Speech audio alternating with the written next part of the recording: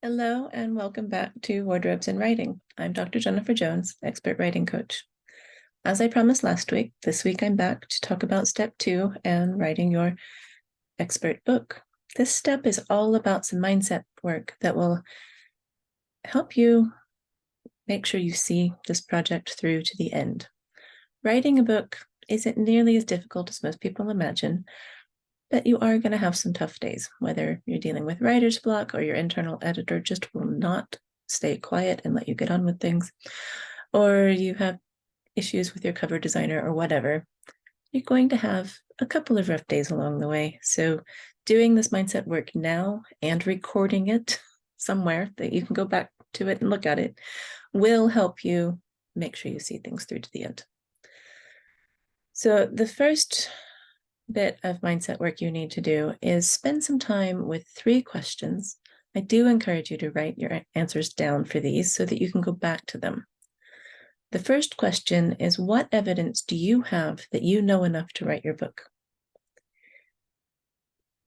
It may seem like a question that's just too obvious to require an answer, but trust me, whenever you sit down to write, some days, of course, you know enough and you have no trouble writing.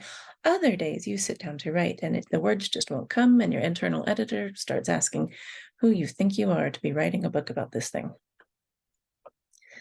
I have a PhD in English literature. I have taught writing since 2001.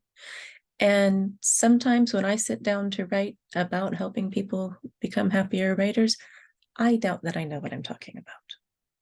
There aren't enough degrees or qualifications in the world to completely silence that internal editor. Some days she's just going to be loud and obnoxious. So write down the evidence you have that you know enough. The second question is, what evidence do you have that other people value your knowledge? So this could be, testimonials you have from clients or emails or just recording conversation or just making notes of conversations that you remember having. Having evidence that other people value your knowledge on those tough days will help you value your knowledge. I know we shouldn't need external proof or support for these things, but it's sometimes really nice to have. And finally, the third question is, what evidence do you have that you can use your expertise to help others? When we get stuck in writing a book about how we help people, just stopping to remember that that book is going to help lots more people than you could possibly work with one-to-one or even in group programs can motivate you to push through the tough days. So what evidence do you have that you can use your expertise to help people? That's going to help you remember why you're writing this book in the first place. The second part of this mindset work is really understanding what you're committing to. Now, this series of videos is going to go through each of the steps in detail so that you know what you're getting into. And if you download the PDF in the description below, there's a link to download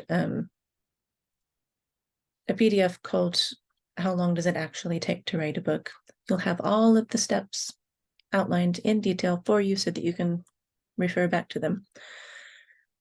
But you do need to be clear on what you're committing to so that you can understand what kind of time and energy you're going to need to get this book from idea to into your readers' hands. Now, just writing the book and getting it ready to publish will take you roughly 65 hours. The big steps involved in that are planning your book, so the outline and audience and topic and so on, writing your messy draft, revising that messy draft, sending the manuscript to your beta readers to get some feedback from them, and sending it to your editors so that they can finish polishing the language. That gets your book ready to be formatted and published. I wish that's all there was to it, but your book is not like the baseball field in that Kevin Costner film, what is that, Field of Dreams. We don't have James Earl Jones in the background saying, if you build it, they will come. That's not how books work. You will need to market your book, so you'll need to start building your audience before publication day. You will need to know how you're going to format it. You can learn how to format it yourself, or you can outsource that. You will need a cover for it. So if you're not a cover designer, you will be needing to find one. The cover is very important. I know we shouldn't buy a book by it or judge a book by its cover, but that's how we buy books. Only it's worse now that most of us shop online. We're not judging a book by the cover of a full-size book. We're judging it by a thumbnail image of the front cover. So the cover is very important. Make sure you have an expert for that, and you need to publish the thing. So you need to be very clear on what these steps are, how much help you're going to need, which skills you're willing to learn, which ones you're not, and where the time is going to come from. Make sure you take some time before you start to think about this stuff, because if you just focus on the 65 hours to write my book, yes, that will get your book written. It does not get your book out to your audience. So you need to make sure you understand all of the stuff involved so that you can fit this easily into your life. It is possible to do that with some planning. But if you just sort of jump in and hope that it'll all happen, you may well still do it, but it's not going to be very relaxed or fun. So be kind to your future self and take some time to plan it. Next week, I will be back to talk about step 3, which is the planning and outlining stage. So until then, happy writing.